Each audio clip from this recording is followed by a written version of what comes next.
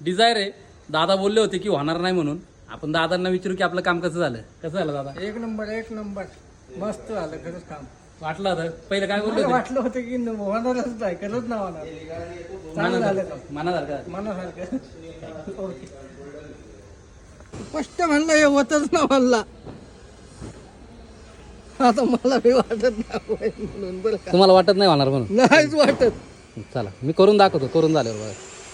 फक्त ते वाटलं नाही पाहिजे की वाटलं शोरूमला जरी वाटलं तरी मला सांगा तुम्ही. हा डिझायर आहे बघू शकता. पुढचं बोनेट किती आतमध्ये गेलेलं आहे व ते फाटलेलं आहे.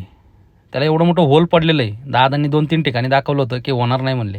पण आपण त्यांना सांगितलं दादा तुम्ही घेऊन या, हे मी करून देतो. आणि त्यांचं आल्यावरती पण तेच शब्द होते, हे होईल का याची गॅरंटी नाही. परफेक्ट मी डेंटिंग करून घेतलेलं आहे बघू शकता. लाईटच्या आणि त्याच्या गॅपमध्ये परफेक्ट त्याचं गॅप पण एवढं मॅच करून दिलेलं आहे.